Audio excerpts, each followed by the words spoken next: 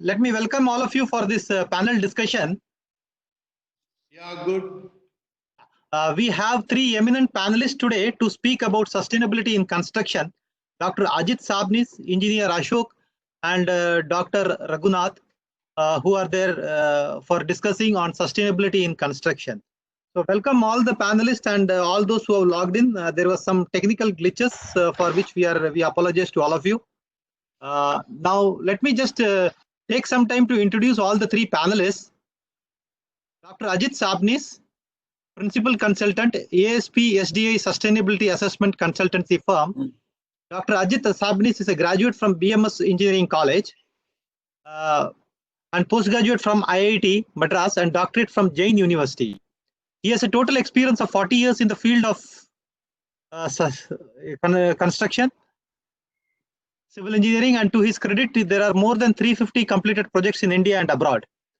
During the tsunami days, he offered his services as consultant to Red Cross Society of Maldives, and he is a member of CC4, a committee under Asian Council of Civil Engineers. He is also the project director for 3 sustainable projects under UNEP in India. So his passion to disseminate the right kind of field knowledge among the civil engineering fraternity made him to initiate publishing a reference magazine called Built Expressions, which won the Best Indian Construction Industry magazine title in 2012. He has guided 20 students in their graduate and postgraduate programs. Apart from engineering, school education is his next domain in which his contribution is immense. Being a chairman of CBSE school in Bangalore, he has authored 16 activity-based, child-centric lesson plan books that can be directly implemented in primary and secondary school levels. He has to his credit several teacher training programs at government and non-government levels. Welcome you, sir. Thank you. Thank you. Ajit Sabnis. Let me just introduce Engineer N.R. Ashok, who is a chief consultant of ACE Technologies. After completing his B in civil engineering from National Institute of Engineering, Mysore in 1983, he completed his ME in construction management from the University of New Brunswick, Canada, 1986. He is a life member of the Indian Concrete Institute. He is a fellow of the Association of Consulting Civil Engineers, former honorary secretary of Instruct, Development and Training of Construction Trades and Management in Bangalore. He is the founder member of SMRC Structural Masonry Resource Center, BMS College of Engineering. Some of the specialization of Engineer N.R. Ashok is in the area of deconstruction, that is the pioneers of concrete surgery techniques using diamond technology in India, which is now widely used all over India. Structural rehabilitation, again he's specialized in structural rehabilitation and construction techniques, various kinds of construction techniques to prevent failures by adopting correct technological process in their construction. So that is all about Engineer Ashok. Welcome you, sir. Thank you, sir. Thank you very much. Do we have Dr. Raghunath? Dr. Raghu? Okay. Now, shall we start off with the panel discussion? Yeah, I think we should. Dr. Ajit, in fact, you being an expert in sustainability, for the benefit of the audience, this word sustainability and sustainable construction has been in vogue for a number of days as well as years. And there is no clarity as to what exactly do we mean by sustainable development or sustainability in construction. Because sometimes, we talk about green buildings, we talk about environmental protection, we talk about sustainability. So if you can just throw some conceptual clarity on what exactly do we mean by these terms, I think that would be beneficial for all our construction professionals who have logged in. Yeah, sure, Anil. And before I start off, I would like to thank Ramco Cements and ACC Bangalore chapter for this wonderful initiative taken. And there are probably many participants who may be members of ACC or may not be members of ACC. ACC Bangalore Center is doing a wonderful job and in the dissemination of knowledge and then sharing knowledge. And even in, for example, this is an example, we have been having a lot of seminars and this thing with, of course, Ramco has been a backbone of ACC. Thank you, Anil. Thank you, Ramco. And thank you, entire Bangalore team and Chairman Kannan, sir. Now, let me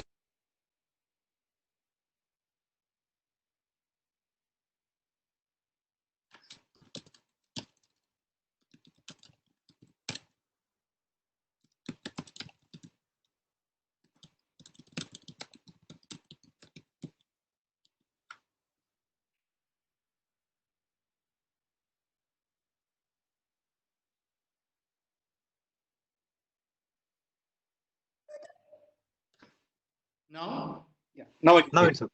Okay. Now, United Nations says sustainability actually is a meeting point where we meet our own needs without compromising for the needs of the future generations. Now, in my opinion, which means to say that we have to take care of our needs without compromising the needs of the future generation. In my personal opinion, which I have expressed it on many forums, even in the United Nations, now, true sustainability is actually an integrated outcome of psychology and technology. So, any analysis of sustainability involves the psychological and technological parameters. Now, coming to explanation of this in simple terms, where we understand what exactly sustainability is, we all know that any building or any infrastructure project can be designed in two ways. One probably is a linear system or a linear approach, and the other one is a cyclic approach. Linear approach is probably one thing where we put the raw materials, the technology, the resources, etc. in one end, and at the other end, the output is the product what we require, say a building, and along with the building, there are wastes. It may be in the form of solid waste or liquid waste or in terms of pollution. So this is a linear process of designing, and then we start enjoying the building or the product.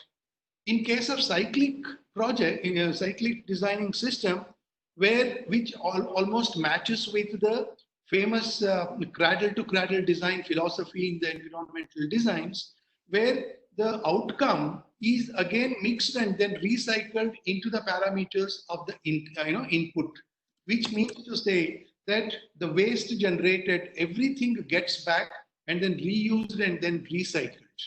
Now, these two understanding, this actually have got together, when we integrate the parameters of these two facets, we get actually sustainability designing parameters. Now, I'll take 1 or 2 more minutes to go ahead. Yes. Yeah. You see, we have 3 important stakeholders in the designing process. For example, I am the end user, and then I want my building, let us say. I want my building, and then I have some expectations from my building. What are the expectations from my building? What are the basic expectations, the minimum needs? If the building should give me a good shelter, the building should be safe for my living habitat in there. The building should be stable, and then the building should have good atmosphere, good air, good ventilation, and all these things. These are the basic minimum needs. Then in addition, when we go a step forward, then the luxury needs come into the picture. I want my aesthetics of the building. How do I spend? I start spending more on the building part of it. So this is, as an end user, I have certain requirements. So, and then similarly, the second stakeholder in the process is actually the building itself. And the third stakeholder is the environment. Now, the environment also has a demand on the building. What is that environment asks from the building? The environment asks from the building is that it should seamlessly integrate with the nature. It should use optimum natural resources, and then it should not pollute. It should be durable. It should be maintenance free, and then it should cause minimum damage to the environment. This is what the environmental expectation of the building is. So now what happens is, when we understand the needs of the environment, and when we understand the needs of the buildings, and then strike a balance, we get actually a sustainable building. And so the understanding of this building, this approach can be actually used even for the infrastructure projects. Essentially, the infrastructure projects and buildings, a sustainable building, actually, when we say in a nutshell, it actually it is in sync with nature. It is just in sync with nature. But unfortunately, there is a misunderstanding, misconception that if the buildings are low energy buildings, then it becomes a sustainable building. It doesn't. it actually, to the maximum possible extent, any building or any infrastructure project should actually sync the nature. Then we can call it as a sustainable building. Okay. Is In that? fact, that's a very good point that you made. In fact, you try to balance between the development as well as environment. In fact, construction and the environment itself, one should strike a balance between that. And secondly, what you mentioned was that one should be able to fulfill the requirements of present generation without sacrificing the needs of the future generation, which is a very valid point. Now, let me take the, Mr. Engineer Ashok. Can I have the? Can I have you on this thing? Regarding as a construction technology professional, Right. what is your views on sustainability, or say, for example, you would have encountered situation where the local resources has to be used optimally. How do you actually connect sustainability with optimal usage of resources based on the local site conditions? Okay, thank you, Anilji. Can I put up a small PPT that I have prepared? Okay, you have that share content activated? I got it. I got it. Yeah, yeah.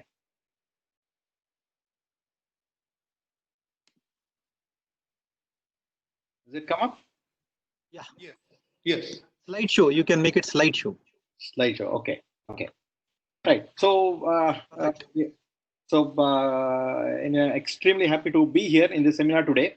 Very, very relevant topics in this day. And what I will do is our Rajesh Sabnis brought out a very, very broad view of sustainability.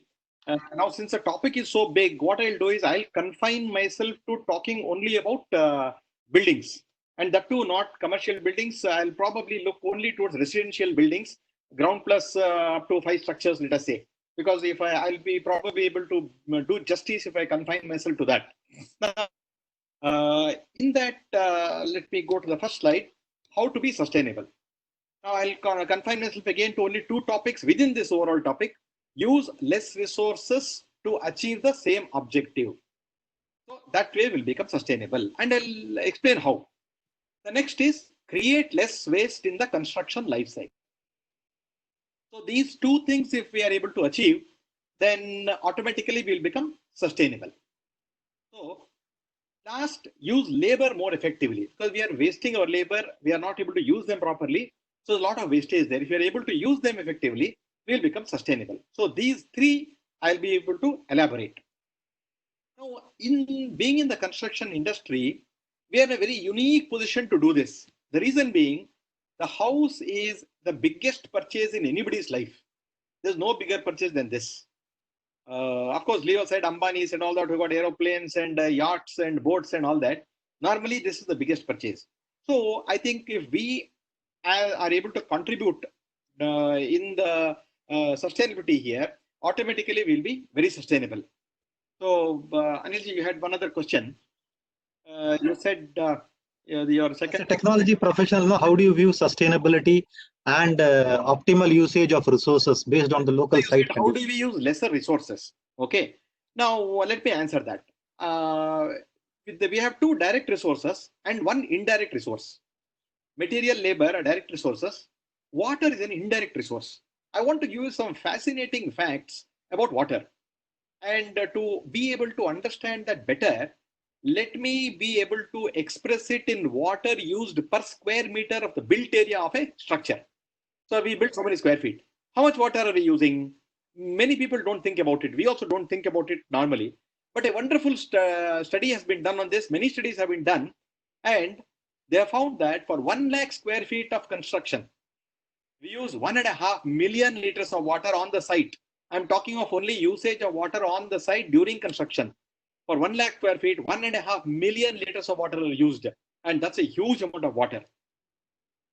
In this water, 10 families can use, let's say a family of 4 can use at the rate of 135 liters per person per day.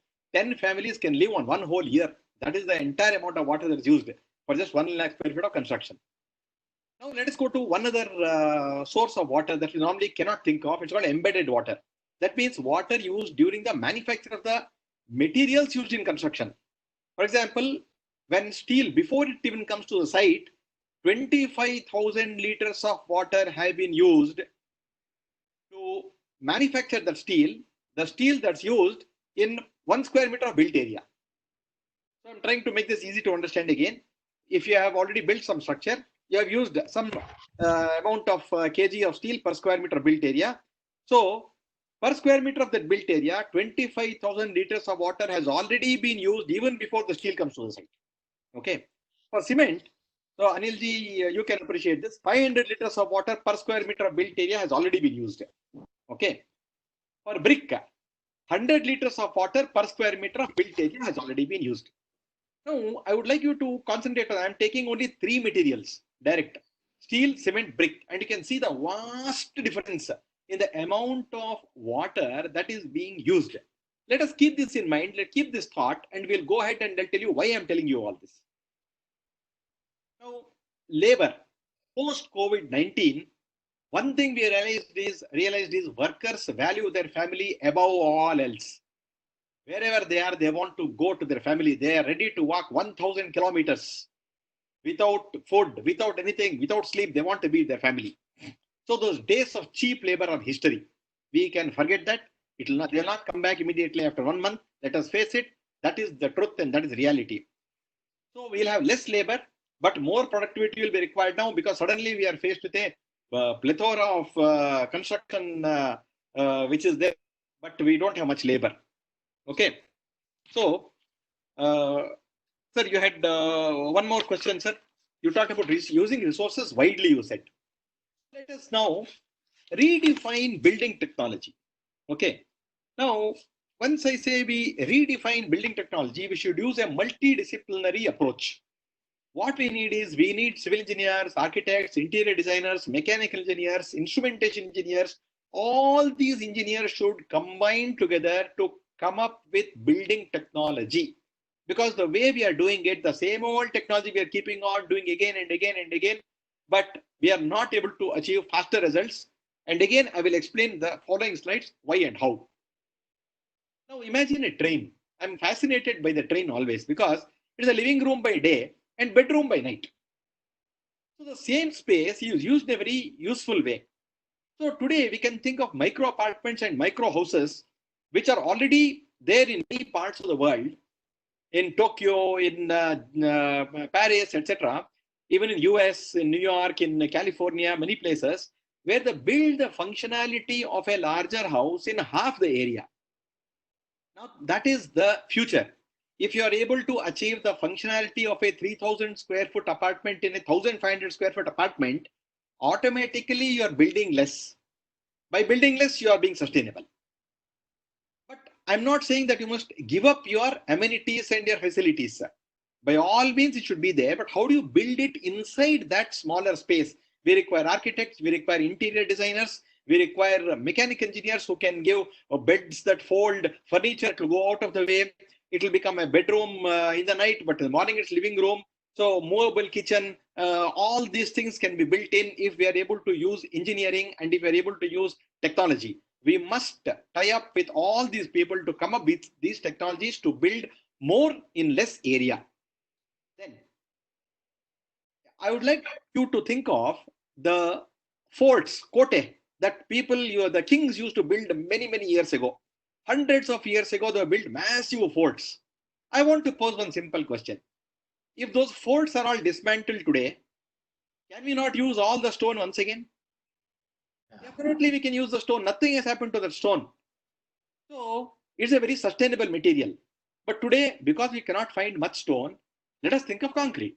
Yesterday's stone is today's concrete. And I would like to give the example of concrete paver blocks. Now, before concrete paver blocks high quality came into the picture, we were trying to do roads with asphalt, with concrete, pour concrete and try to cure it and all that. Was such a pain. The minute high quality concrete paver blocks came into the market, today we find most of the people are using concrete paver blocks, which are very high strength, very precise dimensions, very well cured, made in the factory, fantastic finish, guaranteed quality, easy and quick to lay, and best of all, it is reusable. You can remove it and reuse that road somewhere else. The minute you are able to reuse something, it becomes very sustainable.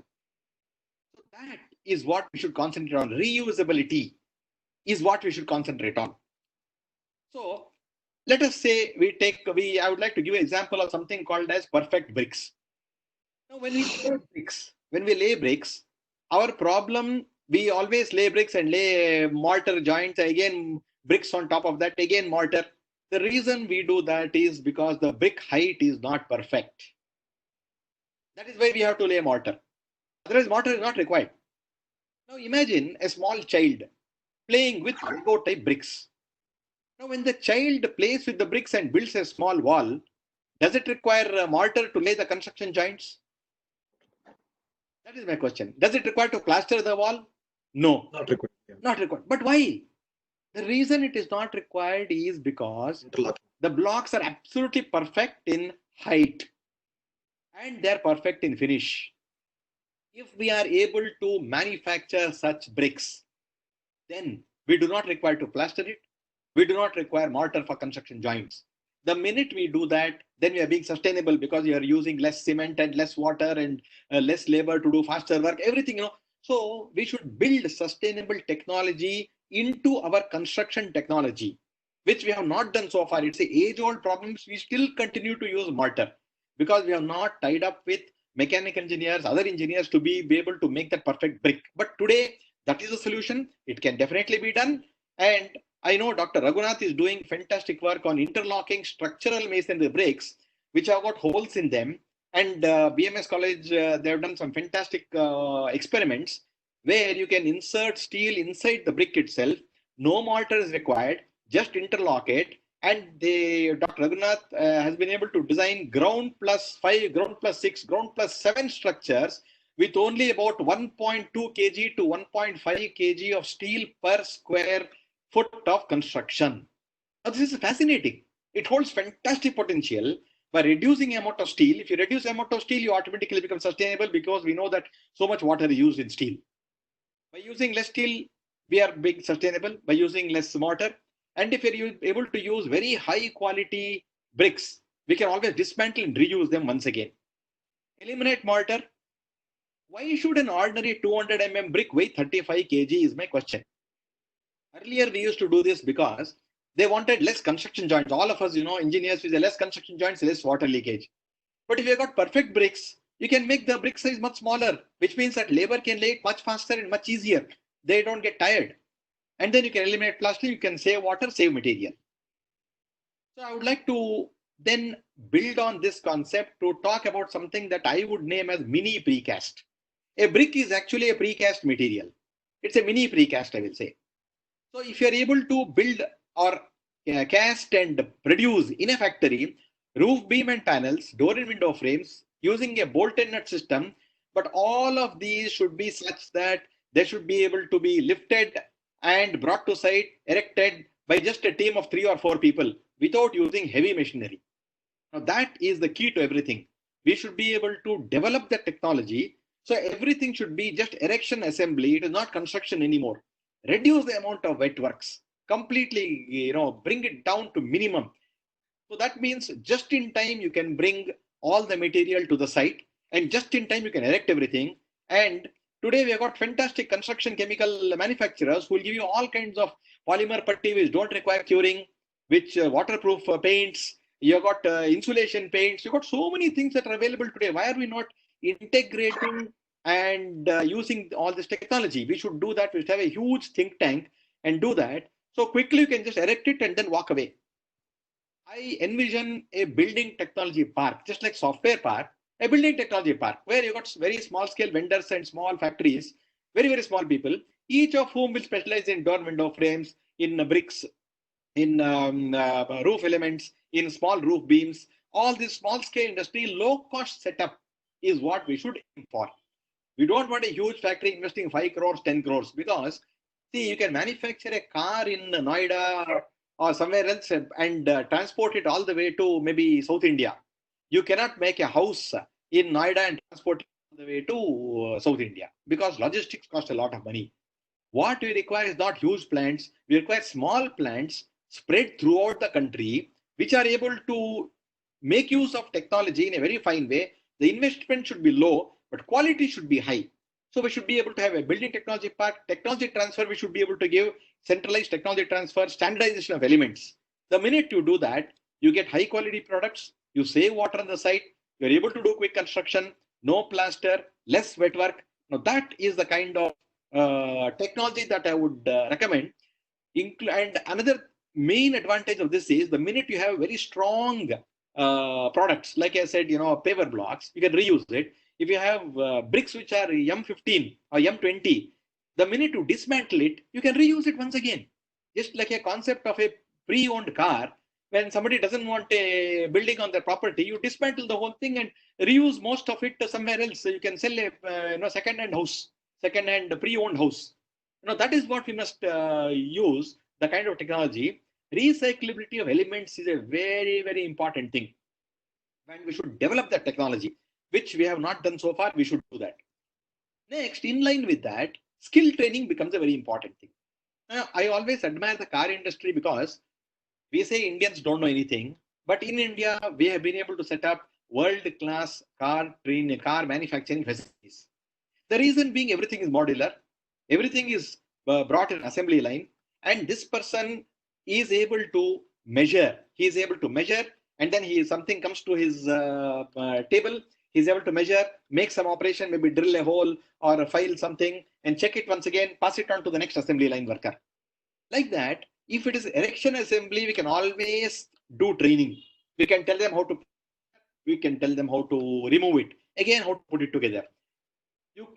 Difficult to make an unskilled worker a mason. But if you are able to ask me if I got perfect bricks and I am asked to train somebody to raise a wall with perfect bricks, I can train him just one day. But if you ask me to train a person to build a wall with ordinary bricks and plaster it, is very impossible for me to do it. That man will take months together or years together to learn that skill. So let us build the quality into the element.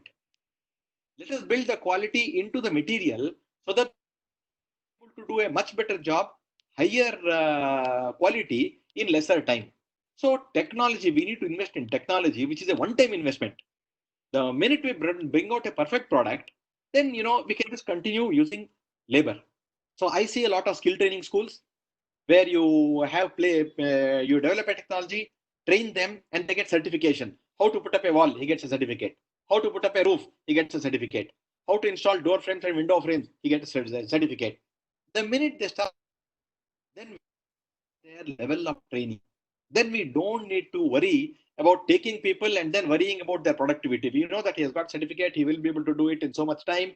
So his time is valuable. We can pay him by time. That is important. By using less labor, we will be able to have more productivity. Anilji, you had one more question. Thank you so much, sir. You want to, shall we welcome Dr. Raghunath, who has joined us now? How to take this forward if that kind of technology. I'll speak only about 1 minute on that then. So the question. Then after that, okay. Fine.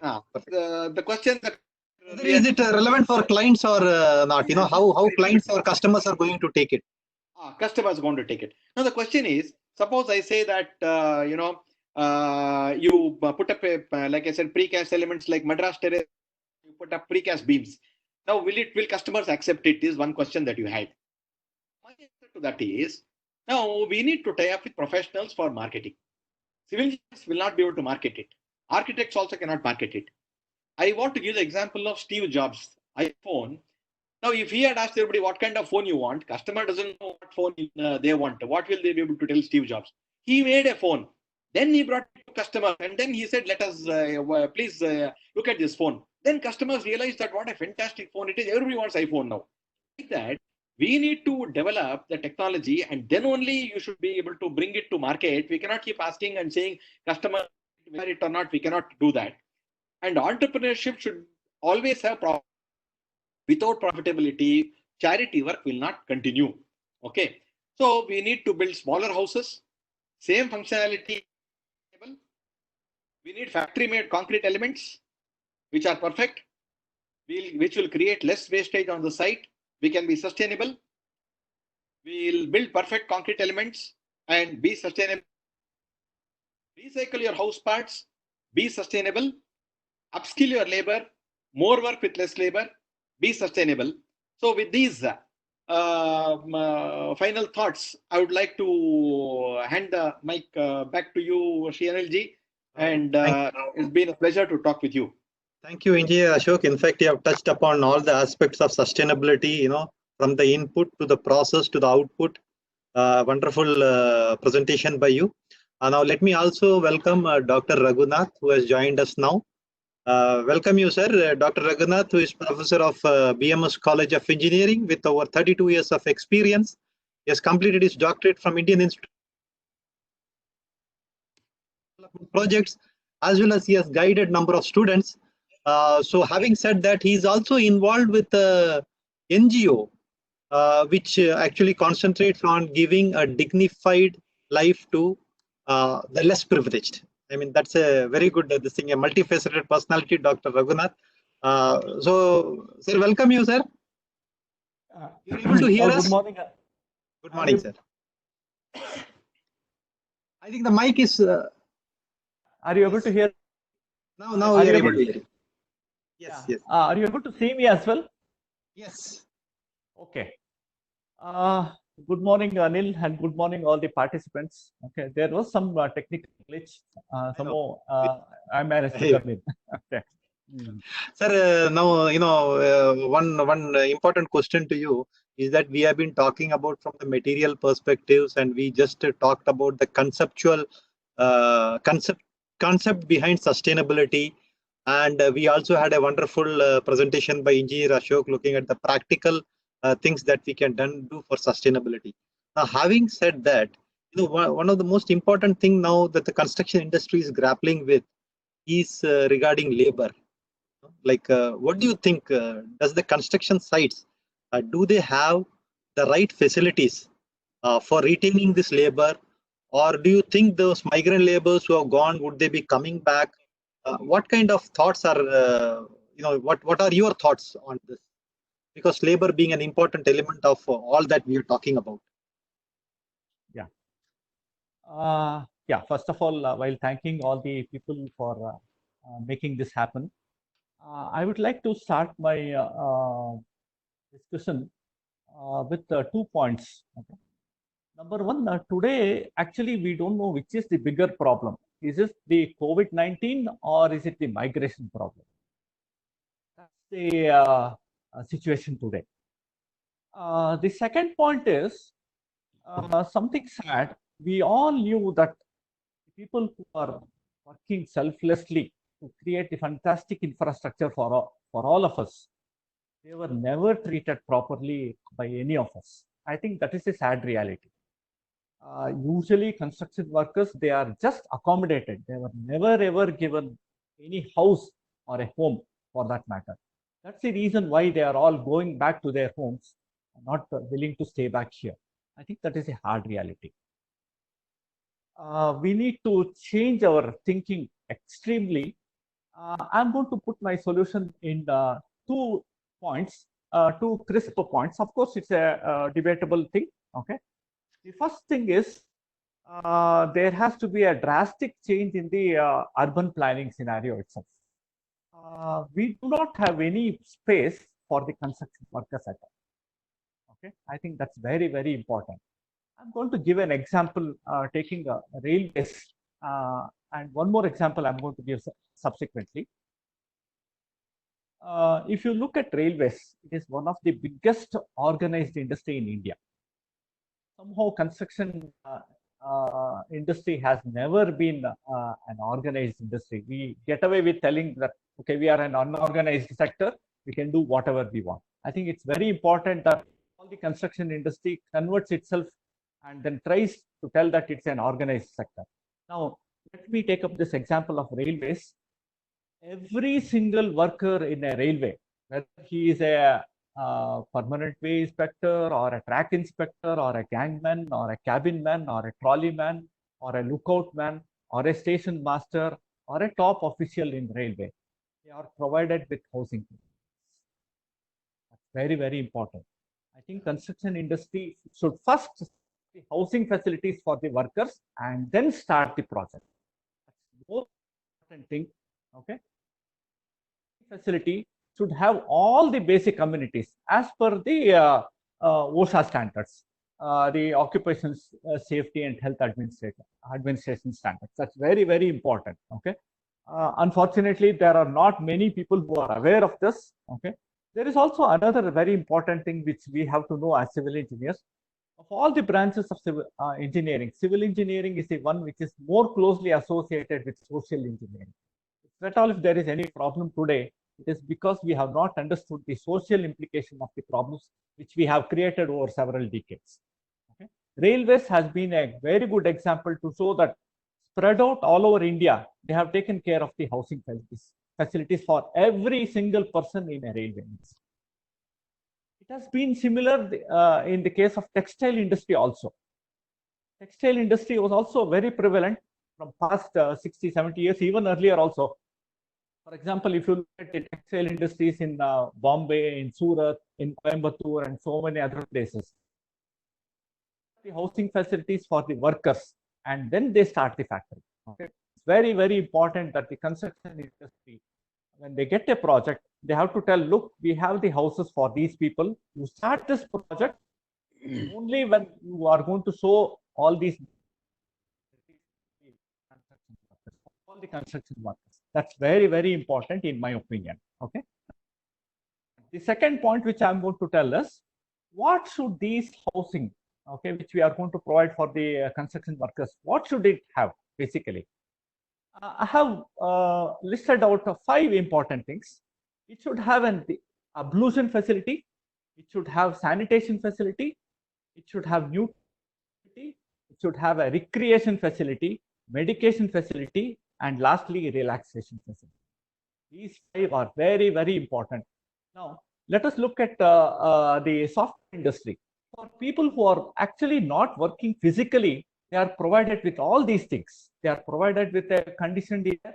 They are provided with a gym. They are provided with a recreation facility. They are provided with nutritious food. Okay. For people who are engaged in physical activity for 8 hours a day, or even sometimes even more, why can't we provide these basic things is my question. I think closing our eyes, okay, whenever we see a construction worker, okay, so we have taken out that out of our equation. We have not even looked at it as a problem. When we look at it as a problem, we'll find solutions. Engineers are good in finding solutions, but we have never looked at, we have just turned away from the problem. That's the reason why we have ended up with such a big problem today. Okay, so let me repeat this. There has to be ablution facility, sanitation facility, nutrition facility, recreation, medication, and relaxation facility. These are the mandatory things. Okay. And only when these are benchmarked for every construction industry, only when the construction industry are accredited, telling that when you show these things, you are going to get a project. Only when that is told, I think they should be awarded the project, and then the construction can happen. They have to retain all these workers in these fantastic facilities. And today there is enough amount of technology for creating these facilities, and then actually you can build, use, and then shift the entire houses. It is possible. Okay, and there are many people like innovative people like Ashok who can actually give these technologies. It is possible. To tell that it is not possible to provide housing facilities for the construction workers is not at all an excuse. It has been shown by railways. It has been shown by textile industries. It has been shown by, for example, army. If you look at army, every single, right from a Jawan to the general, they are provided with housing facilities. Look at this irony of it. They protect our infrastructure. They are given all the facilities. For the people who create the infrastructure, we should give the facility. Okay, I think just like we respect the army people, we should also respect the construction workers. We have to create the facilities. We should have benchmarking facility and accreditation standards for them. And if they don't meet those standards, they should not be awarded the process. That's my point. Very interestingly, if you do this. Yeah, very interestingly, when you do this, the productivity will increase actually. So a very valid point made by Dr. Raghunath, from unorganized to being organized, that is the mantra. And apart from the social perspective and the people, the importance that we give to workers, was being highlighted by him. I think very valid, and that should be taken care. Without that, I don't think so anything can happen. That is the primemost criteria that one should look into. Now coming over to Dr. Ajit Sabnis, sir, the thing is that you just gave a clarity about what sustainability is all about. Now the thing is that when we try to connect goals to sustainability, like say for example sustainability development goals (SDGs), what do you think is the role of construction industry in fulfilling the sustainability development goals? What are your views on that? Yeah, I think, but before that, I would like to thank Raghunath for addressing the issue of laborers and then the construction workers beautifully, because this is what actually happens. There is no dignity of labor when these workers are with us. We don't care for them, and then when they are going, we want to provide them and then show all kinds of carrots to them, and that is the irony. This thing, anyway, leave it that. And coming back to sustainability development goals and then how construction industry can achieve it, actually Ashok in his long deliberation did touch upon quite a few issues and indirectly hinted as to how construction industry can go forward and then achieve these goals. But before that, I would like to elaborate on what actually these sustainable development goals are. It's very essential for us to think not only as civil engineer, but as all professionals. I think understanding this sustainability development goals is extremely important. Now, all of us are seeing, including this pandemic breakout, what we're experiencing through. Actually, this has shadowed the other major challenges which we were actually talking about earlier. We have seen in the past some unprecedented events that are happening in our times. For example, the global warming and the consequent climate changes because of the global warming, the carbon dioxide concentration in the atmosphere, the rapidity with which we are emitting the greenhouse gases in the atmosphere, the rapidity with which the ocean acidification is happening. This acidification that has never taken place in the last 300 million years, and that is happening now. And then warming up of the ocean, not only the global warming or the urban heat island, etc., the warming of the ocean, even at 700 meters depth, is happening. And then the rapidly changing seasonal changes, and of course, the urbanization, the rural to urbanization, this kind of migration which is happening to rural area, to urban area, these are all unprecedented aspects which we have seen in our terms. Now, these are indirectly or directly actually are the challenges faced by the humanity which is living on the planet Earth. So now what is happening is all over the world, in almost all kinds of challenges we face, irrespective of the status of economy, whether we are developed nation or underdeveloped nation or developing nation, irrespective of the economies, all the major challenges that are being faced by the humanity are actually categorized under 17 important goals. So this actually started happening in sometimes in 1992 when the first global summit took place, and few countries came together and then they decided we will try to streamline all the majority of the challenges. And they actually started with what are called as Millennium Development Goals. And subsequently, it was refined and these 17 Sustainable Development Goals came into the picture. For example, it's very interesting to understand what these 17 Sustainability Development Goals are. Goal number 1, for example, is no poverty. Goal number 2 is zero hunger. Goal number 3 is good health and then wellness of the human beings. Goal number 4 is quality education. Goal number 5 is gender equality. 6, clean water and sanitation. Number 7, I think it is affordable and clean energy options. 8, economic growth. 9 is industry and then infrastructure, what we are talking about. Then required inequalities. reduced inequalities, then sustainability development of cities and then communities, etc., then responsible construction, and then production, climate change, climate action is the 13th goal, and then life in water, life in land, etc. All these 17 goals which we are talking about actually are the important primary challenges faced by every country. Now, as far as civil engineers are directly connected, construction industry is connected with, we are directly connected with almost about 6 to 7 goals. Goal number 3, 4, for example, which is education. We need to bring quality education. We need to bring that paradigm shift from what we have been learning. As Ashok rightly puts it, that mindset has to change now. And then we need to come out with new technologies and then new construction mechanisms, and while understanding the sustainability. This all should be actually become a part of education, which unfortunately we've been talking about sustainability in the last 50 years, and very few institutions selectively has introduced some parts of this sustainability in the curriculum, but it is not sufficient at all.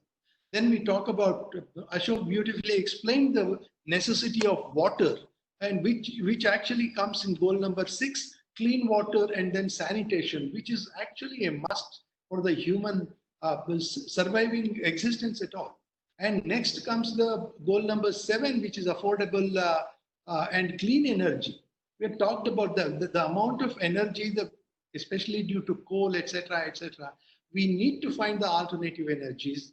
And thus, goal number 4, goal number 6, goal number 7, goal number 9, 11, where of course goal number 11 is smart cities. We are doing some efforts, but this is not definitely, especially the present pandemic has shown us that this is not sufficient at all.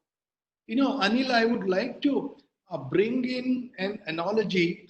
If you look at the global contributors for carbon dioxide emission, so United Nations, China, and the European Union all put together contributed to 60%, nearly 55 to 60% of the global greenhouse gases emission into the atmosphere. And if you look at the COVID chart now, it is the United States, China, and the European Union all put together, which contributed very high to the greenhouse gases, are exactly on the top of the COVID chart.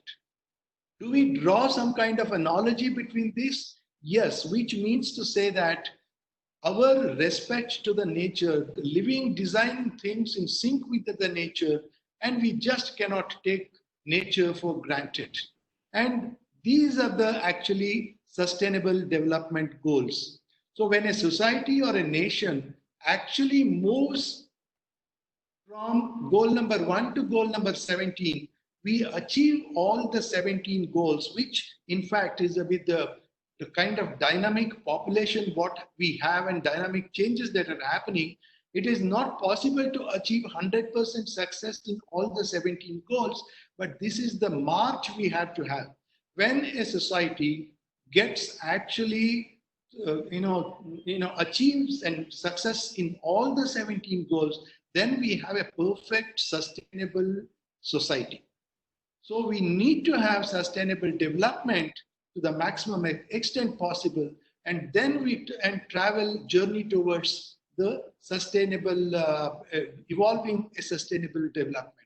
But in this process, these sustainable development goals have also helped us to come out with and then to identify some environmental indicators. Environmental indicators, for example, increase in temperature, fossil fuel depletions, the ozone depletion, smog, pollution, habitat alteration, and then biodiversity losses, ocean acidification, and then eutrophication, deforestation, soil erosion, ecological toxicity, water depletion. These are some of the very important and then critical indicators, environmental indicators, which we are we need to address as civil engineers and in the process of sustainable development. So once we address this sustainable development, so it is actually the civil engineers, just other than in energy reduction, which one of the important facets in achieving, in mitigating the impact of all these changes what we have, the sustainability development goals actually have been further broken up into about 169 targets, approximately 10 targets to each sustainability development goal. And so we have 169 targets. So every country has got what is called a national voluntary report to the UN. So, for example, in India, Planning Commission of India, which is directly under the supervision of Prime Minister, actually reports to the United Nations how they achieve these 1 to 17 number of goals. And we in India, we have progressed quite a bit in a few goals, but not definitely all the goals and all the targets. So we have a long way to go. And then we have major challenges like the present one, the crisis, which actually is going to lead a huge amount of reverse migration is going to take place. Reverse migration was never, no demographical projection was there for such a kind of reverse migration that is happening now in the almost before 2025 or 2030. So, but this sudden uncertainty, reverse migration is happening, and then the whole system, the whole designing of the construction industry has to be cyclical, and it cannot be, we can't afford to have any linear approach towards the entire designing part of it. So all engineering fraternity, as Ashok rightly said, you know, it is not just now, engineering is not just civil engineering. The entire sustainable development involves and then should comprise a very balanced design. The entire engineering fraternity should come into make this paradigm shift that happens. So once we understand the sustainability development goals and this background, be it an infrastructure project, be it an individual residential building, I think we should be able to come out with, as engineers, come out with a very balanced sustainable design and then sustainable infrastructure and sustainable development. Rightly said, sir, because without goals, you cannot achieve anything. So sustainability development goals, whether it is in the area of air, that means emission of carbon dioxide, water, land, I think so many goals have been pointed out, and civil engineering and civil engineers have a vital role to play in mitigating all this. And another analogy which you had brought out is those who had emitted huge amount of carbon dioxide, you know, nature will show its own way. That was a very good analogy that was given by you. So that was well made point, which was very well made. And now coming to Dr. Raghunath sir, you know, you had mentioned about the construction workers, you know, how their well-being should be looked after and all that. But one problem that we see nowadays in many of the cities is this growth of slums. So what do you think? Is there any mega plans for the government as well as growth of slums are concerned? What are your views on this? The slump thing is concerned. Yeah, I suppose I'm audible and visible as well. Yes, sir. You are audible. Okay. You are visible as well. Smartly visible. Okay. Actually, the phenomena of slums developing in urban regions has happened very silently for most of the middle and upper class. This is something which we have to know. You never know, there could be a slum right next to a posh area in Bangalore. Okay. Very important for us to understand. It has been there. We just turn away. We are very cagey about all these things. This has mainly happened because of migration. People move from rural regions to urban regions, seeking out job opportunities, economic upliftment, and so on and so forth.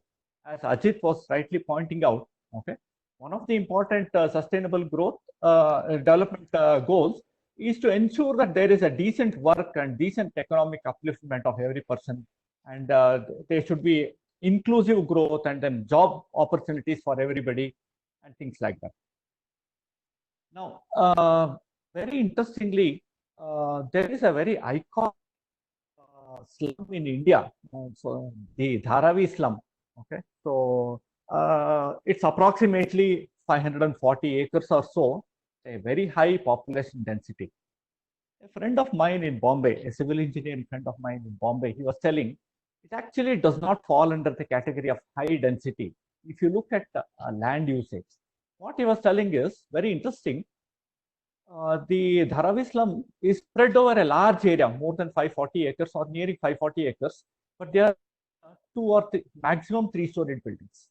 If you are able to provide fantastic multi-storied buildings for all these over there, it would never become a slum at all. Okay, that's very, very important. Okay, I think slums have happened basically because of migration from rural regions to urban regions, seeking out job opportunities. And there are possible ways by which you can handle this. Okay, most important thing is need to create special zones in the urban regions only for all these service class workers. I just want to take a couple of minutes to talk about the revised master plan, which the Bangalore BBMP is bringing up. There is a space allocation for everything, including hospitals and then liquor shops as well, and then playgrounds, Kalyan Mantaps, but there is no space allocation for construction for that matter. Space allocation for parking your vehicles, parking public vehicles, servicing public vehicles, petrol pumps, everything.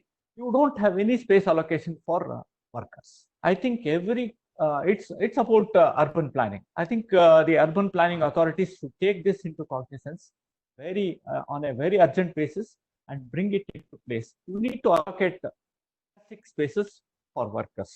Okay, and those should have all the amenities every other worker has or every other person has got. Okay, so only then I think it is possible. There are plans, there are fantastic plans thought about by the government of India and the respective states of converting slums into a better human settlement thing. For example, there is a master plan to convert Dharavi into a fantastic human settlement. It is called as a Dharavi redevelopment plan. Of course, Mukesh Mehta's approach of improving the living conditions in that place while not taking out their job opportunities. It has to be done. It can be done. I think it's a combination of a civil engineering problem and a social engineering problem, and going into a lot of other things like demography and so on and so forth. It is possible. I think a sustained discussion on all these things, especially by the construction industry in the forefront, I think it is going to solve this problem. And like Ajit was mentioning, in the first place, had the rural regions were not deprived of all these job opportunities, this would not have happened. I think the two-pronged approach should be enhance the rural job opportunities and ensure that when the reverse migration happens, create a database of the facilities or the natural resources available in a rural context, create job opportunities over there, okay, ensure that people in the rural region get access to livelihood over there. And of course, cities have to grow. We need to create fantastic spaces for them, okay. I think the master plans, the urban planning authorities, okay, they should take this into account. Thank you, sir. In fact, you are sustainable goal 8 and 11 actually, like Ajit was mentioning. So that was, in terms of the slum development, you had rightly pointed out the solutions, giving opportunities for rural workers and making space in the urban spaces, as well as having some kind of dignified living conditions for them in terms of the settlements and all that, so that slum development is avoided. Very valid point. Now, coming again to Dr. Ajit Sabni, sir, you had already spoken about sustainability, then you went into development goals. Now, of course, when you have goals, you need to assess it also. So is there any sustainability assessment measures and based on which, any kind of mitigation that is being planned? How do you go about assessing all this thing? Because when you have a goal, you should have an assessment also. Is it? Yes, it's a very important point what you have. Assessment for what? Assessment, what exactly do we understand by sustainability assessment? We understand sustainability assessment as our response to the climate change mainly. Okay. Now, so the genesis of the whole issue becomes the climate change and what is responsible and what is our response to this complete climate change.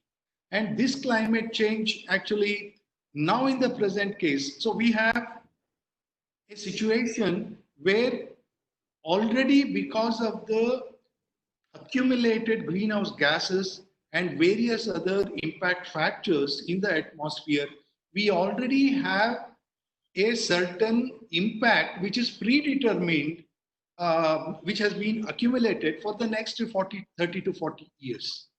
So which means to say that even if you become zero, carbon dioxide or GHG emitting nation today, it doesn't mean that everything, the impact stops from tomorrow. It continues for a much longer period than anticipated because of the damage which is already done to the, am I audible? You're audible. Yeah, okay. So because of the damage which is already done. So in this case, we need to actually understand what exactly are the two important strategies for us. So we have to take a look at the two important strategies. One is the adaptation. Now, adaptation means how do we adapt ourselves to the existing scenario? For example, the way we are actually adapting to the COVID situation now. How do we adapt ourselves to the disaster management? And then how do we reduce the disaster risks, etc. Then what kind of infrastructure we need to build so that they cope up with the climate change? All these things come under the adaptation part of it.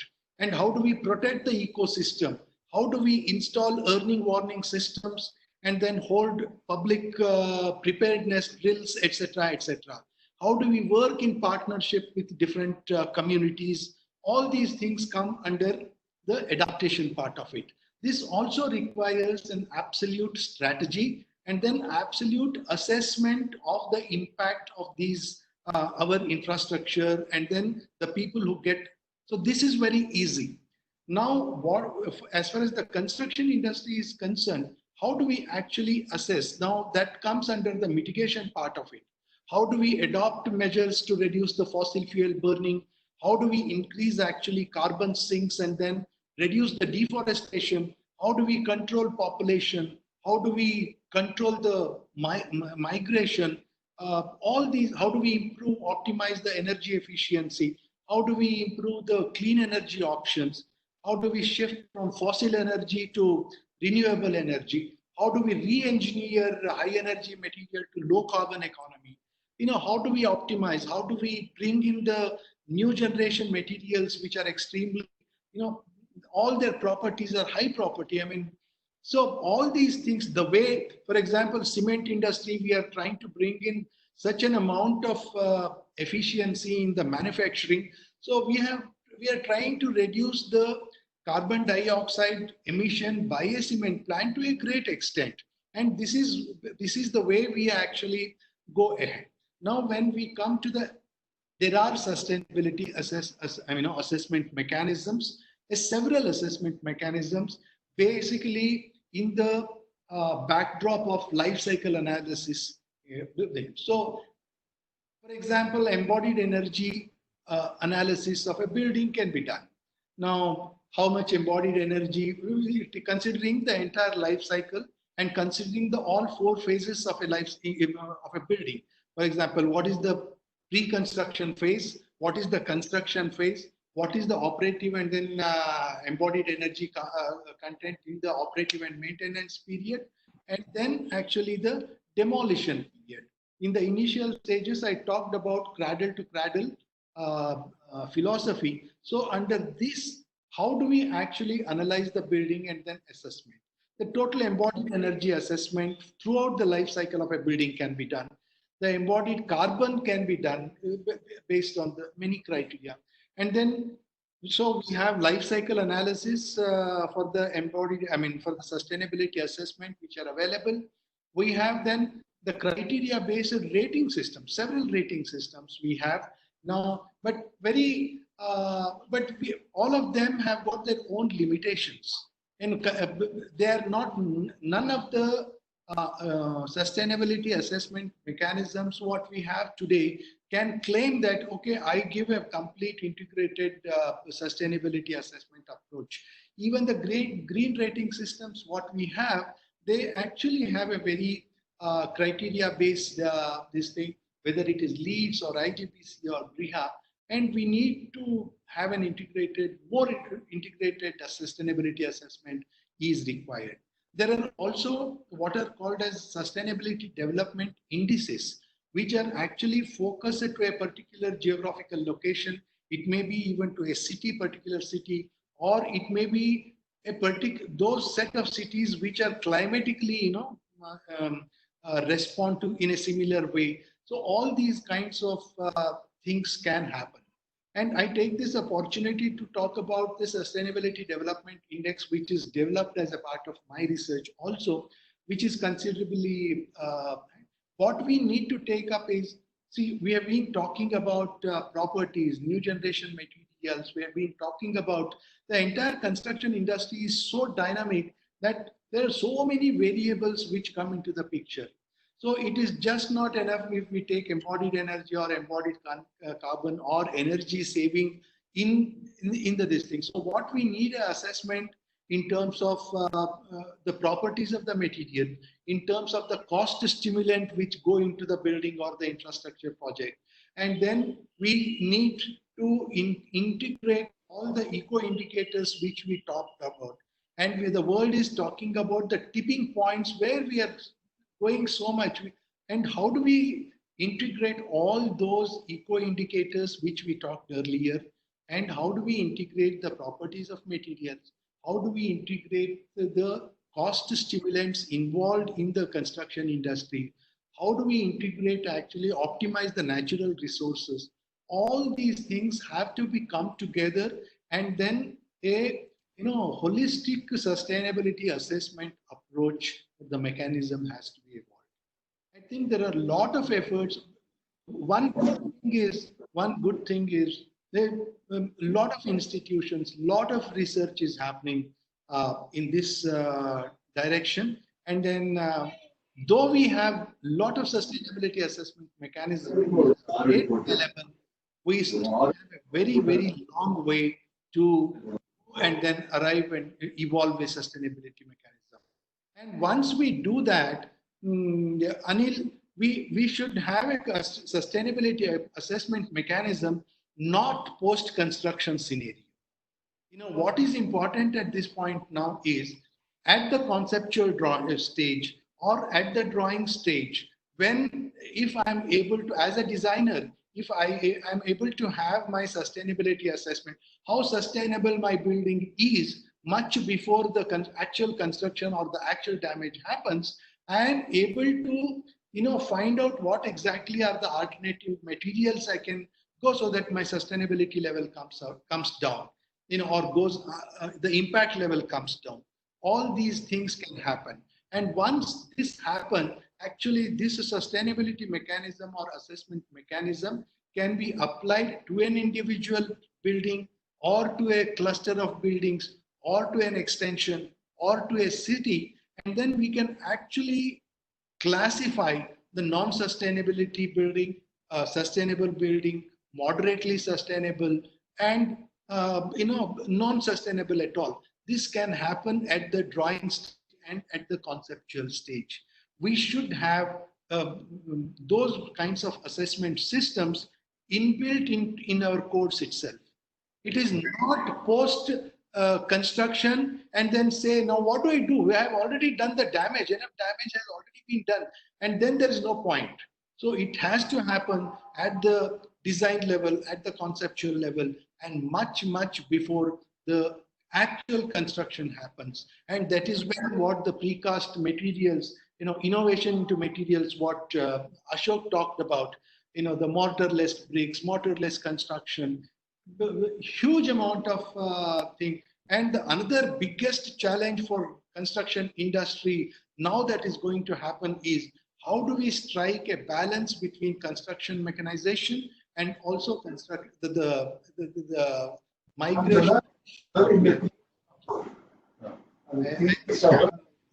I think yes, sir. In fact, the rating mechanism which you were talking about, IGBC, Griha, LEED, and more importantly, during the construction phase itself, you were talking about how this process should be there, right from the conceptual stage during construction, rather than postponing it towards the end.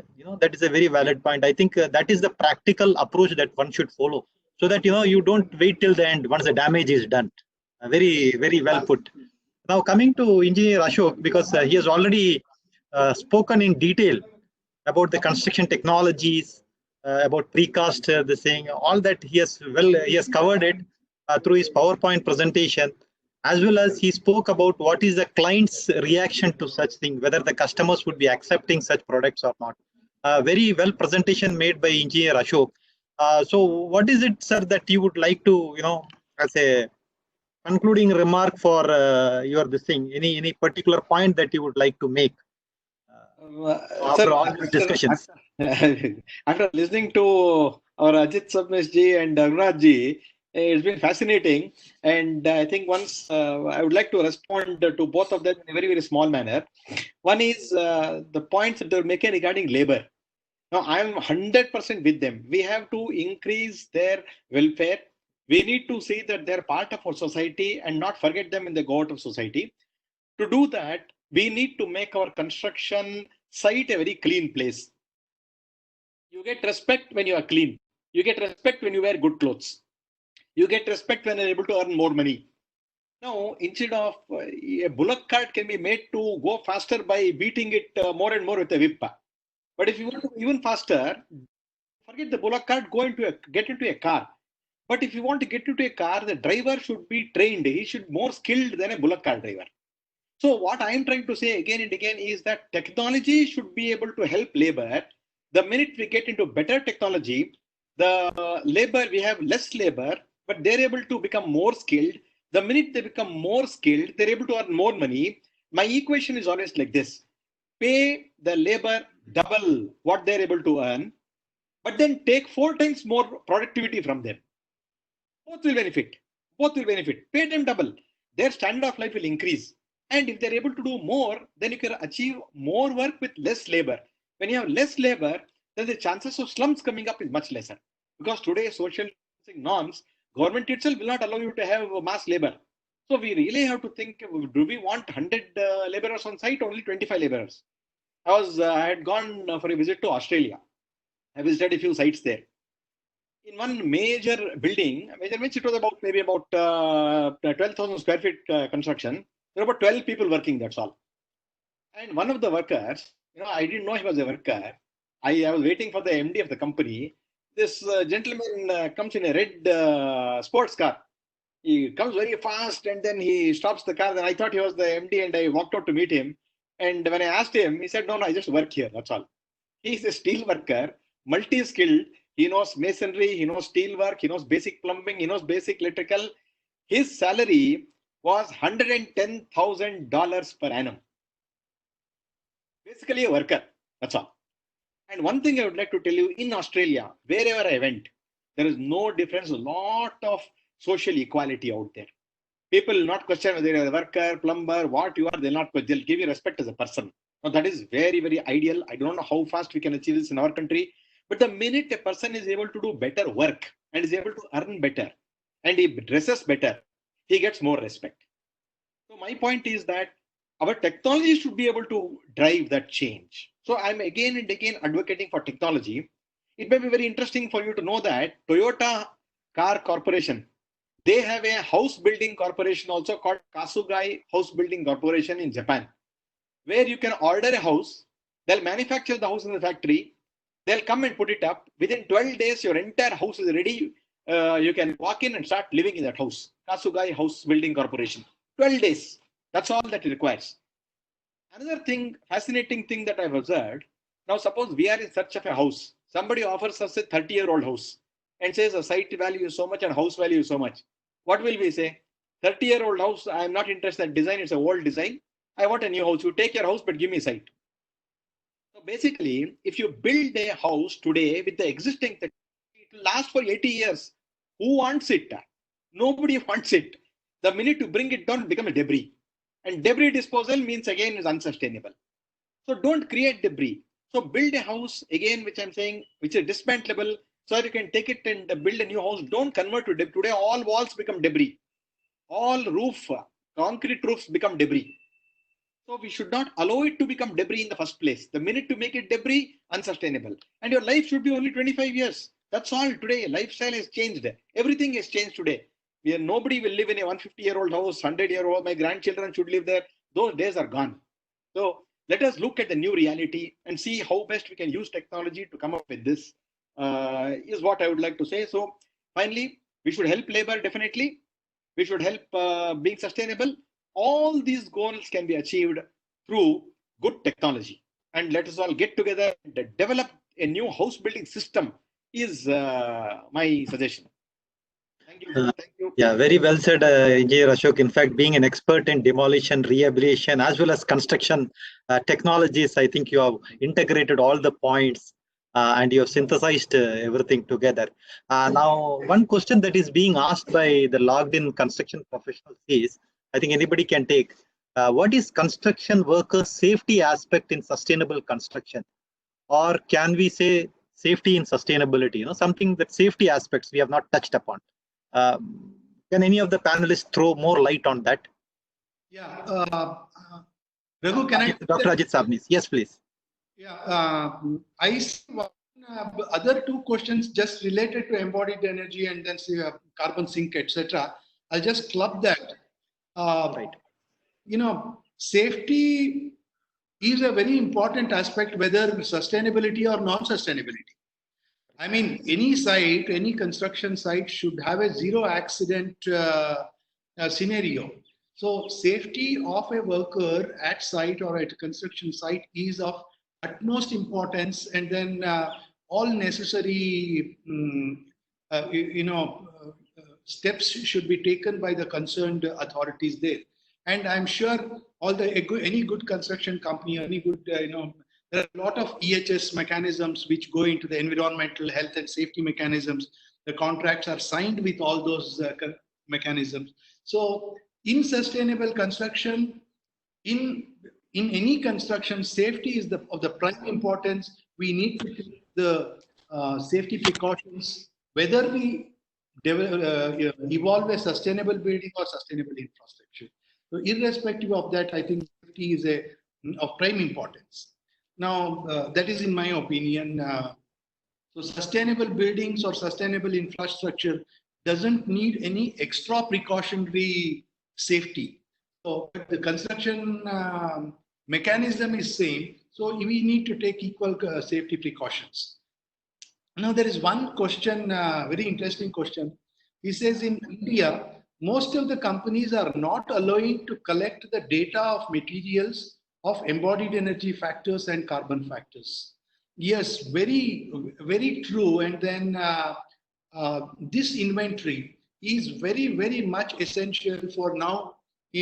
As far as India is concerned, there have been small efforts which to identify, but the problem becomes to have an inventory of embodied energy and then embodied carbon, the way we have some of the very, very well developed inventories available for embodied energy and embodied carbon data from the various European universities, and then we have from ICE, and then we have from New Zealand, which actually have been averaged out that can be applicable to any climatic region.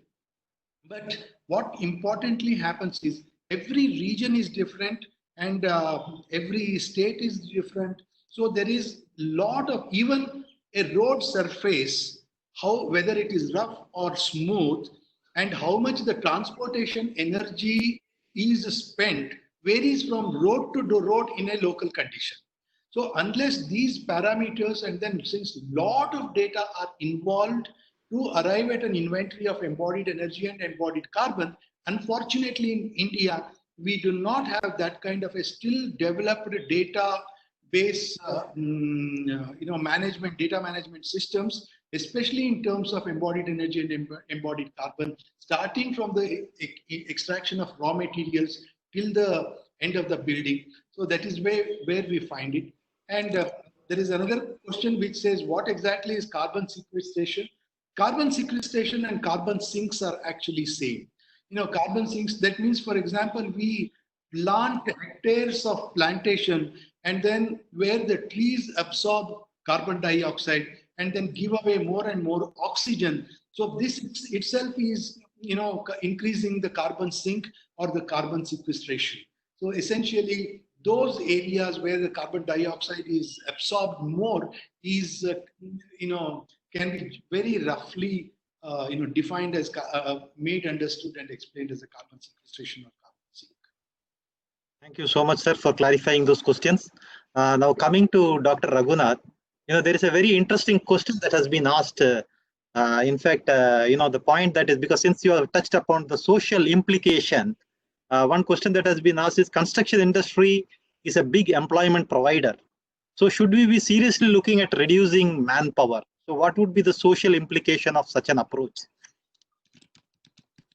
Okay. While concurring with what Ashok, I have got quite a few things to tell. Some of them could be rather amusing also. Okay. In my opinion, the first thing which one should ask is, suppose if, okay, I'm going to ask myself this. Let us assume that I am a master mason. Okay. Would I put my child into that profession? Or if I am a fantastic carpenter, would I put my child to become a carpenter? The answer is no. Basically, the reason is because about other places in India, these workers, they do not have dignity and respect in society. It's a very sad thing, okay? And they don't have the sense of being felt appreciated at all. And more importantly, they don't have a secured source of income. All this has happened because of the concept of daily wages. I think earlier we do away with daily wages, the better it is. Okay. Let me give an example of how all this dignity has brought into other service sectors.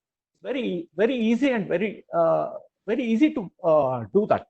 For example, today you switch on the TV, you've got dedicated channels to show a variety of cookeries. Okay, you see a chef doing fantastic things. Okay, we don't have a single TV channel dedicated to construction workers. We don't have a TV channel on master masons, carpenters, carpenters, so on and so forth. They do fantastic jobs. Okay, we don't have the commercial sector is not supporting all these things. Of course, so farming at all. Okay, the moment you switch on a TV, you find esoteric chefs working on so many things. Okay, they have given a respect in society. You don't call them. And for example, if you know, the next level of a barber is a hair fashionist or a stylist. Okay, today they have been given respect. Why can't we do this for construction workers? Ashok was talking about certification for construction workers. I think I have to go a bit ahead of that. I think we have to award them diplomas. The moment they can cover 3 years of their practice in construction industry, they should be given a diploma or probably even a degree. I think construction industry has to come forward and do that. Only when they have been given dignity of labor and a secure source of income, and we do away with daily wages, I think that's the best thing which can happen. The concept of daily wages is the one which is killing all these workers. The moment we do that, I think we are in a comfort zone. It is possible. Okay. So I think there are enough ways of doing it. In more dignity and labor to all, dignity and respect to all these workers, it is possible. I want to comment on the remarks made by Ajit Sabnis about the Sustainable Development Goals. In a simplistic way, how do we achieve sustainability is by the cardinal principle of 3 R's: reduce, reuse, and recycle. Wherever possible, try to reduce the consumption, reduce the energy, reduce your spending, and so forth. And wherever it is not possible, try to go for reuse and recycling technologies or whatever. We have come to a stage where sometimes we may have to go beyond these 3 R's. We may have to refuse certain technologies. We may have to reinvent the older technologies. We may have to repair the earlier buildings and then reuse it. And probably sometimes we may have to reject technology which is not viable at all. I just have a comment to make here. If you travel towards the interior of the Kannada and Uttar Kannada, for example, there are many places like that. Are extremely sustainable. They are not like the poor villages in the interior Karnataka. For example, if you travel in and around Sringeri and then Udupi and then Uttar Kannada, Sirsi and places like this, they have been using the locally available resources. Their house is made of laterite, if laterite is available. Their house is made of timber, if timber is available. Their house is made of kadapa, if kadapa is available. You travel to Gulbarga and Wadi, their houses are made of stones, locally available stones. I think they are very, very sustainable. Today we have got a phenomena of exporting illegal stones and then importing Italian marble. I think it doesn't make any sense. Beautiful stones available locally. Why do you want to export it? Okay? And why do you want to import something which is not locally available at a very high price? I think the urbanites have set a wrong example of importing esoteric and then unwanted things. Okay, and thereby changing the benchmarking. Okay. People look for urban people as a they think that urbanites are the ones whom to emulate. I think that's a wrong concept. And if, as I earlier mentioned, if you travel to these villages in Dakshin Kannada and Uttar Kannada and places like that, every house would have been similar, whether it is a poor man's house or a rich man's house. Only the size would have been different and the external finish would be different. They use locally available laterite or timber, or whatever. Okay, but they have been sustainable. So that's the point which I just wanted to make. Okay. Again, to the point which you asked, I think we have to bring in respect to their profession. We have to do away with the concept of daily wages. Have a large bank of workers working at least on a tenure basis, maybe a 3-year basis or a 5-year basis. Provide them with all the ample economic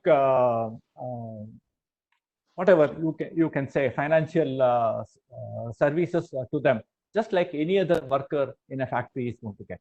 Okay, if they are not feeling well, they should be getting a leave. They should not be cut their wages for the day on which he or she is not coming. I think that's very, very important. I think the time has come for construction industries to sponsor huge investments in training. Okay, I think it should not be restricted to only certification courses. We should recruit them in large numbers. Okay, and then upgrade their respect. We should be awarding them degrees, is what. Okay, diplomas and degrees, not only certificates, is what I feel. So you have touched upon training, do away with daily wages, and you have also correlated the latest technology with the utilization of manpower. That was a point well made. Now let us, I think we should be concluding by now because the time is up. And before concluding, I would like to take Dr. Before each panelist can take a concluding remarks to Dr. Ajit Sabnis. What would be the situation of sustainability and construction industry? What are your views on these two areas, the post-pandemic? Do you think that this would be given much importance, or would you see the number of buildings getting ratings would increase? What is the situation going to be in the near future? See, point number one is, I think it becomes this post-pandemic construction scenario. I think it is inevitable for us to follow the sustainable development goals and then a sustainability design. It becomes imperative. We need to take nature into consideration and then take a design. Now, Anil, my point is only this. Now, for example, today, if any designer designs a building, what is the life of a building he takes into consideration? Is it 60 years, 70 years? Now that we design what I'm going to design a building is going to live for about 60 years. Now, if I don't consider the impact, the climate change impact, what is going to happen after 30 years in my design, then my design is not valid. So this becomes inevitable for any designer to take sustainability aspects seriously, and then we need to respect the nature. And then there are a lot of things so probably biomimicry becomes more and more important. Integrate to become seamless integration with the inside and outside become absolutely important. But as far as the construction scenario and the development goes together, I think we are going to face a big problem as far as the availability of the labor is concerned. Labor is going to be a problem. Their coming back is going to be a problem unless we define and then design completely a different scenario for them. Majority of them will not come back. This reverse migration was never anticipated. At the same time, we have a problem of increasing youth population demographically. Now, if we don't employ them, and so we need to still India has got 70% of its population in rural areas, even as on today. And the whole reverse migration scenario is going to change. So we need not concentrate only on the urban scenario. We have to concentrate on 2-tier cities. We have to concentrate on rural areas. And for the holistic development, for the sustainable development of the entire country.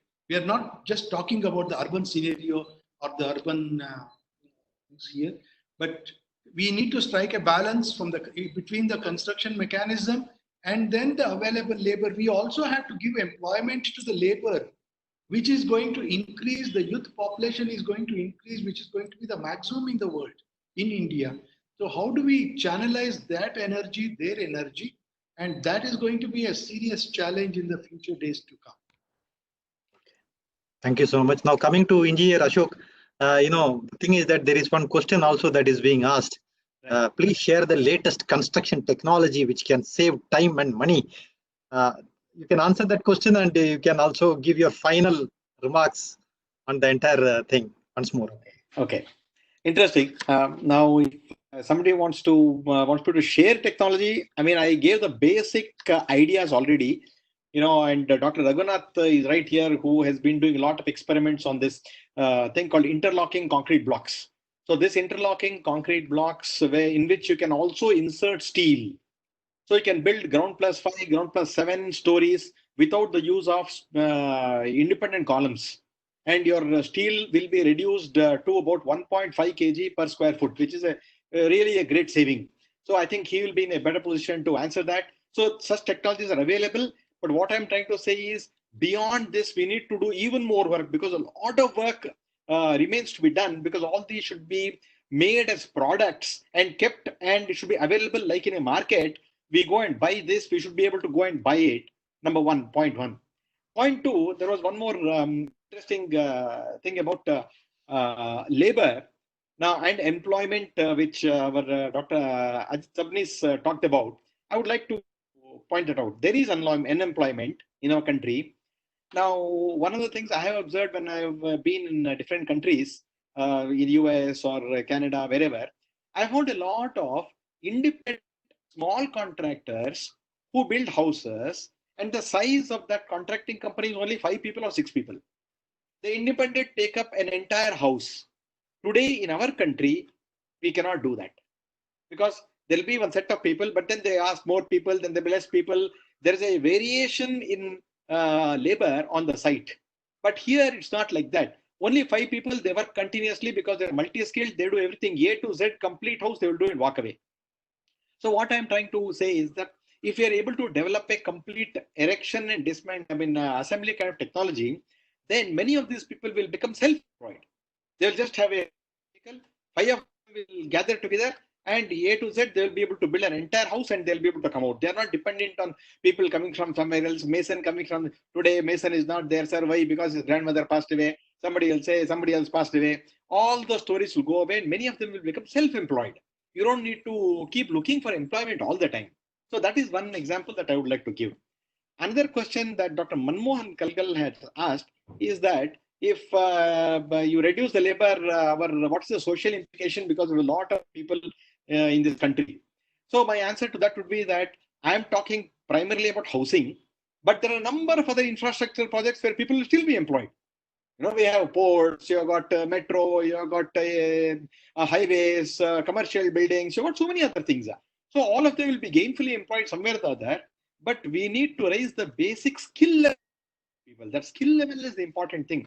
The minute we increase the skill level, they'll be able to earn better. They earn better, improve. They'll be able to afford many more things. So that is what I'm trying to get at. And at the same time, as I said, more productivity with lesser labor. So with these two concluding remarks, this time is too short to share the entire technology. Obviously, I can't. I mean, I've got lots of videos and photos and PPTs on that. But in this forum, I'm not able to share it. Maybe we'll hold another webinar. Separate webinar for that. Exactly. Webinar on technologies itself, technologies, where we can actually present these findings. And people are free to contact Dr. Raghunath or Dr. Sabnis or me. We can always talk to them on a one-to-one basis. And I think it's very, I should thank Ramco for coming out of this particular seminar on sustainability, which helped each one of us to give our take. And I think, from the widest point of view, a broad, like they say, a total world view, planet's view from Dr. Ajit Sabnis to the. Thank you, sir. Thank you. And thank you to all so much, who attended the webinar also. Thank you for your presentation too. And now coming to Dr. Raghunath regarding the final remarks from you, sir. You can also add something on what Engineer Ashok was saying about the optimal usage of resources as well. Your point on that, concluding remarks. Yeah. My concluding remark would be, I think we should have a large number of construction workers. It is not possible to do away with all these construction workers just like that. It's going to take to do away with the construction workers and bring in a lot of mechanization and things like that. Okay. My last comment is, again, I'm going to go back to this construction workers itself, the issues of construction workers. I'm going to give an analogy. Just like a nurse is indispensable to a construction worker is indispensable to a construction industry. When nurses are not running away from the situation, why are our construction workers running away from the situation? The reason is nurses are respected. Same thing has to happen to construction workers also. We have to treat them and nurse them like nurses. We should have large nursing institutions for construction workers. Okay, we have to respect them like nurses. Only then we are going to bring in dignity. Okay, when dignity is brought into any profession, generally there will be happiness everywhere. Absolutely, there is nothing. Okay, it's just a small dignity in their thing. It's going to bring happiness. Okay, I think just like we have been treating nurses for hospitals, we should treat construction workers for construction industry. I think with that, I'm going to end my comments. I'm going to respond to specific questions. Of course, I must say that I have touched upon these issues. I think civil engineers are the only engineers who have to deal with a lot of social issues. We have got a lot of responsibility. Of the three basic human needs, food, shelter, and clothing, we cater to two directly. I think we have got a lot of responsibility. We have to work with social sector workers and NGOs working in social sector in tandem with them, and then understand the problem and then solve it. It is possible. In my opinion, it is not impossible to solve all these problems. Thank you. Thank you so much, sir. Thanks for your parting remarks. And Dr. Sabnis, you would like to make any remark? No, it's absolutely fine. Thank you very much. Thank you so much for all the panelists for being here. Yes, sir. You as a moderator and my co-panelists, Dr. Ashok and Dr. Raghunath. We had a wonderful time. But I think we need to spend more and more time. I appeal to Ramco on this platform that we need to have a longer, actually kind of workshops on sustainability, understanding sustainability. How do we take it forward? If you can give me half a minute, I'd like to tell you about why not? Please, one please. experiment which we have done under the United Nations, recognized by the United Nations. This is a project which is comprising of about a total 6 acres plot, where not even one brick has been brought out from outside. What we did was actually complete very detailed topography was done, contouring was done, everything. At the lowest point, the earth was taken out, everything. The compressive blocks were made from there, and they were not burnt. And then the same was used for the construction of the entire project. Completely sustainable with the earthen architecture, with minimum. Probably they have now considered as benchmarks for energies and then other parameters, eco parameters. So it is possible when ultimately that pit started being used as a rainwater harvesting pit, and when the rain is not there, it was started acting as an amphitheater. So I go back to my earlier one. Unless you have the cradle to cradle, the beginning and end should merge. We should get in sync with the nature. Then the true sustainability can be achieved. Unfortunately, I don't have the photograph of that particular project which is shown, but in the next opportunity we can do that. So it is possible. And then I go back to Ashok's remark there, why training is necessary. That project is handled only by 8 people, 8 masons who are masons, plumbers, electricians, shuttering carpenters, and then the concrete mixers and everything. And the brick compressors. It's a wonderful, they have some helpers, but the entire project, which is a huge project, being managed by very, very few people. And if the training is there, that kind of a scenario can also be found out in sustainable development. Thank you so much for all the panelists, Dr. Ajit Sabnis, Engineer Ashok, and Dr. Raghunath. Before parting, let me also thank you for sparing your time. Yes, sir. You want to make some point, Dr. Raghunath? Yes, please. There was a question specifically asked to me. What are we going to do with the post-COVID scenario with social distancing and things like that? Okay. I'm afraid I don't know how to answer that question, but I'm going to tell this. We have been distancing from construction workers historically. I think time has come for us to do away with that. Okay, we have to source.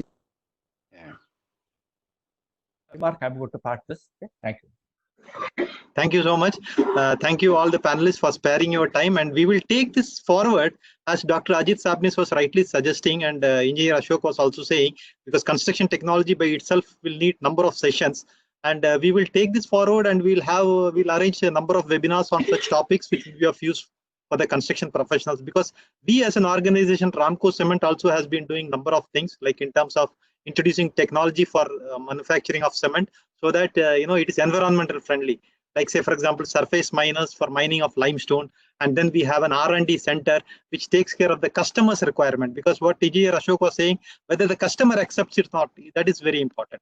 So what we have been doing is that we have been trying to combine both the R&D approach as well as the customer's requirement at our R&D center, Ramco Research Development Center, and we have also been doing some kind of activities so that it becomes a kind of buy-in from the clients also is very important. How do we optimize the usage of cement in various grades of concrete is what we have been doing by conducting a lot of studies at our center. So with those words, once again, I would like to thank our IT team. In spite of the initial glitches, we have been able to make it through. And it was a wonderful session on a Saturday afternoon. And we would be having one more webinar in the evening at 4, which would be conducted by a quality head of L&T, Lasnan Tubro, who would be talking about concreting, durable concrete, and how to go about the practical aspects of concreting, mixed proportioning, and things like that. What are the different problems that one faces in life?